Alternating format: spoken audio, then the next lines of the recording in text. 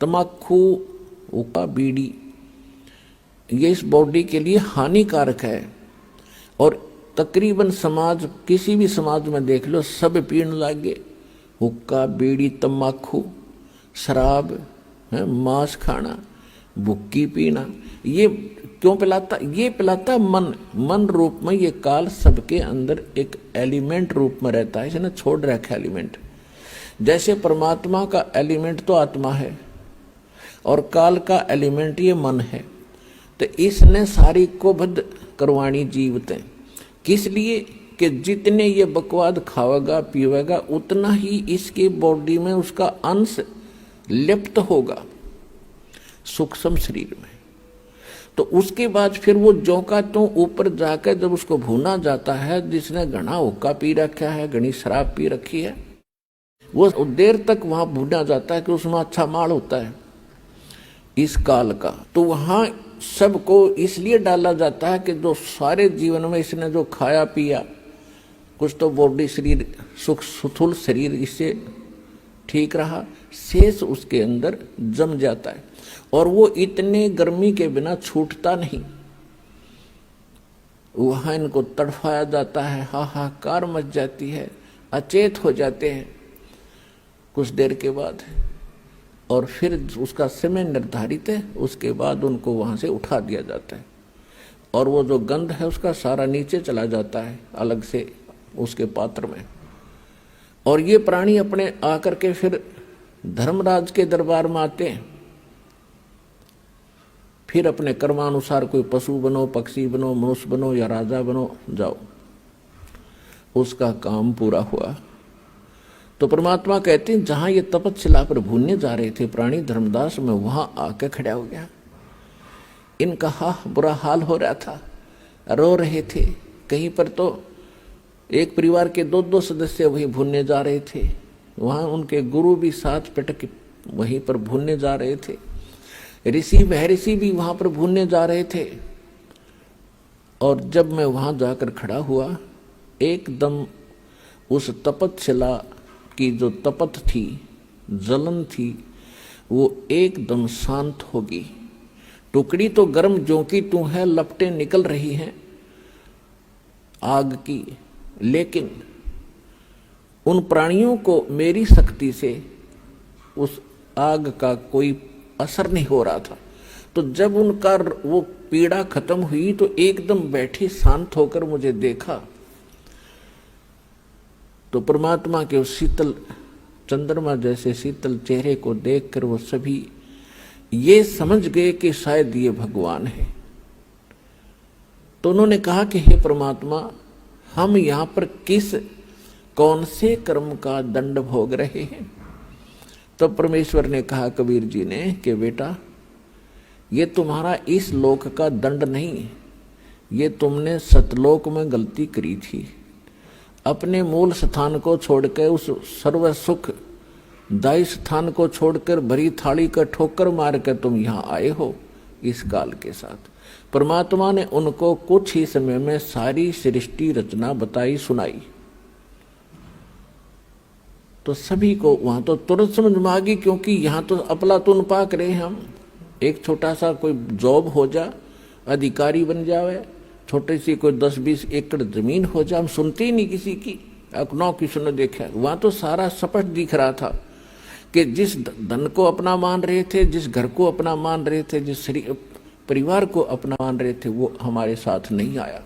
तो वहां तक अकल ठिकाने आ गई थी उनकी। और यहाँ अकल ठिकाने लाने के लिए इतने सत्संग करने पड़ते हैं, इतने प्रमाण देने पड़ते हैं कि तुम गलत स्थान पर पड़े हो, ये लोग तुम्हारा नहीं है, तुम्हारे साथ धोखा हो रहा। और तब भी शीघ्र सी ठिकाने अकल नहीं आती, क्योंकि हमारे ऊपर प्रेशर इतना है। लेकिन मालिक का ज्ञान भी इतना प्रबल है और समाधान इतना प्रबल है, एक दिन अकल ठिकाने आकर रहेगी पूरे विश्व की। अब वो समय आ गया।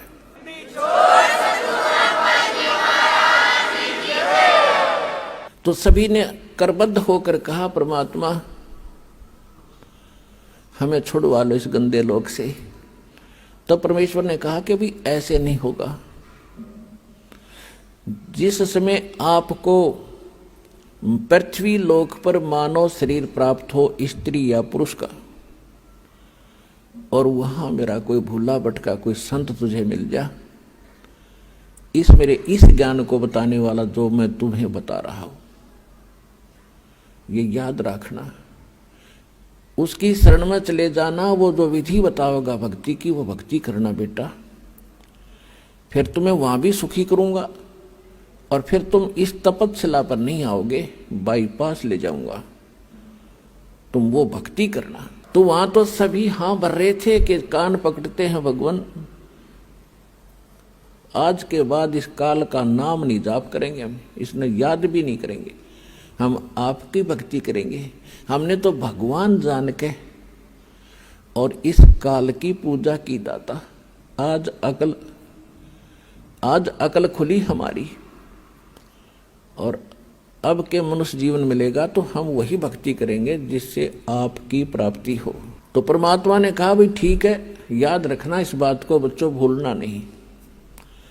और तुम वहां ऋषि बैठे थे, जो गुरु बैठे थे, वो निराकार बताया करते थे ब्रह्म को। परमात्मा ने कहा कि ए मुनि जी, तुम कैसा मानते थे परमात्मा को? कि जी हमने तो ऐसा ही ज्ञान हुआ है कि वेदों में निराकार बताया गया है। वेद तो पढ़े ली ना, तुम्हें पता वेदों का, सट्टे मारे तुमने। वेद तो साकार बताते हैं, तुम्हारा अनुभव निराकार बताता है कि खोजत खोजत थक गए, अंत कहा बेचून। बेचून माने निराकार। तुमने जो जिस विधि से भगवान पाने की चेष्टा की उससे परमात्मा नहीं मिल सकता, और इसलिए गलत प्रयत्न साधना करके तुमने अपना अनुभव गढ़ दिया कि भगवान निराकार, वो दिखता कोई नहीं, प्रकाश प्रकाश दिखता है। परमात्मा का प्रकाश ही देखा जाता है। अरे भले आदमी कोई कहे सूर्य तो निराकार है, सूर्य का प्रकाश देखा जा सकता है, अकल है ठिकाने तुम्हारी। सूर्य बिना फिर प्रकाश किसका? भगवान के बिना प्रकाश किसका देखा?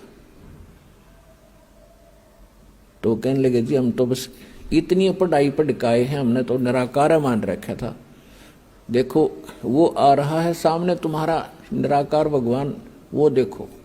जब सबकी दृष्टि परमात्मा के संकेत की ओर गई तो ओछा माथा, काला शरीर, विकराल चेहरा, ये उसका वास्तविक रूप है।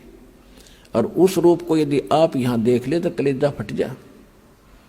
जिसको तुम खोजने के लिए ऋषि महर्षि हजारों वर्ष तक ब्रह्म न पावेंगे, ब्रह्म न पा लो, थारा कलेजा फट जा, उसने देख लो। तो सारी उल्टी साधना की तुमने, सब ज्ञान गलत ज्ञान स्वयं ग्रहण किया और सारी जनता को भ्रमित कर दिया। वो आ रहा तुम्हारा भगवान, और तुम्हारे से निकले इस गंध को खाएगा वो। और अब तुम जाओ यहां से। परमात्मा ने अपनी शक्ति से उनको वहां से उड़ा दिया। अब काल का भोजन का समय हो गया था, क्योंकि उसने भी निर्धारित समय फिक्स कर रखा है कि इतने समय में ये भुन बांध कर चले जाएंगे यहाँ से, केवल वो माल शेष रह जाएगा, उनसे निकला हुआ गंध, वो उसका माल है। वो खाने के लिए आया तो देखा सामने एक व्यक्ति खड़ा है। अब उसने निकट आकर देखा, क्या देखा कि तो मेरा बड़ा भाई खड़ा है, जोगजीत खड़ा है। अब काल, जब वहां काल ने गलती की थी सतलोक में, ये सृष्टि रचना में आपको सुनाया हुआ है, यहां केवल एक हिंट देकर आज सत्संग का विषय दूसरा रखना है। तो वहां सतलोक से जब इसको निकाला था 21 ब्रह्मांड समेत, तो परमात्मा इसी रूप में गए थे, जोगजीत रूप में। तो जब जोगजीत रूप में उसने देखा कि ये परमात्मा के निकट मेरा भाई है, उनके साथ रहता है ज्यादा, और उसका संदेश वही लेकर आता है, कोई आज्ञा क्या है ये पूछता हूं पहले इससे। तो उस ज्योत निरंजन काल ने जोगजीत से कहा कि जोगजीत तू यहां क्यों आया? अब कोई पिता का आदेश है तो मुझे बता, और तूने मुझे वहां से मार कर निकाला था, तू मेरे लोक में क्यों आया? मेरी तू आ कैसे गया? अब मैं तुझे पहले तो आदेश बता दे क्या है परम पिता का, फिर तुझे मैं मारूंगा, कुटूंगा। तब परमात्मा बता रहे हैं धर्मदास जी को, मैंने इससे बताया कि सुन ले आदेश परम पिता का, ये आत्मा परमात्मा की है और ये तेरे साथ आ भी गई थी तो ऐसा जुल्म नहीं करना था तूने।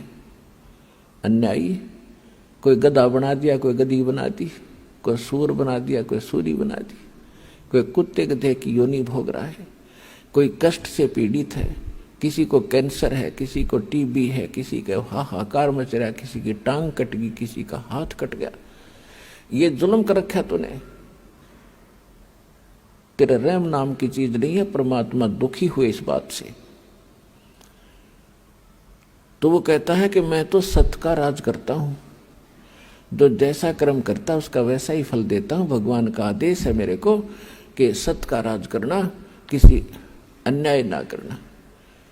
परमात्मा बोले कि मुझे मालूम है तू जैसा सत का राज करता है। ये मन रूप में तू खुद विद्वान है, सारे उल्टे काम कराता है आत्मा से, और जब आत्मा सजा भोगती है तू भाग जाता है। कबीर साहब कहते मन के मते ना चालिए, मन है पक्का दूत, ले डूबे दरिया में फिर जावे हाथ से छूट। करवा के कुकर्म आत्मा दंड भोग रही है, कोई गलती करवा देता है, इसकी पिटाई हो रही है, मन एक तरफ बैठ जाता, आत्मा रो रही होती है। गधा बनवा के छोड़ देता है उल्टे काम करवा के। अब किसी को कहे भक्ति कर ले, मन नु कहेगा ना आजा ताश खेल लाएंगे, छोड़ के तेरा भक्ति में है। कोई कहे भाई भगवान का नाम, चलो सत्संग में ना टाइम नहीं है, अरवा बिछा के गली में बैठ जाएंगे ताश खेलन सारे दिन। इबका मार आन दे, इबका देखूंगा, सारा दिन धक्के खा के बकवास करे। तो ये मन करवाता है। और जब आत्मा जाग जाएगी, झांखे भी नहीं इन कर्मों को, तो आत्मा को यहाँ जगाया जाता है, इसका मूल ज्ञान बताया जाता है, ये कहाँ की रहने वाली है, वो स्थान याद कराया जाता है, ये सत्संग में याद कराया जाता है। तो सुन ले आदेश परमात्मा का।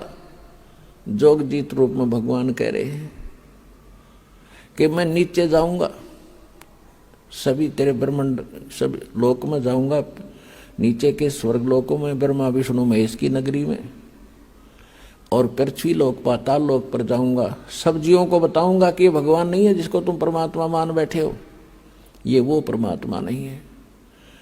और वो ज्ञान बताऊंगा, उस भगवान के चिन्ह बताऊंगा जिसका तूने नामो निशान मिटा दिया। मैं इसलिए आया हूं, आदेश है परमात्मा का। नीचे जाऊंगा, तेरी पोल खोलूंगा, तेरा भांडा फोड़ूंगा कि तू काल है, तेने जुल्म कर रखा है, इनके साथ सारी उल्ट साधना करवा के इनकी दुर्गति कर दी है। और ऐसा मंत्र दूंगा उनको कि वो जाप करके सीधे सतलोक आ जाएंगे, तेरे झंझट से छूटेंगे।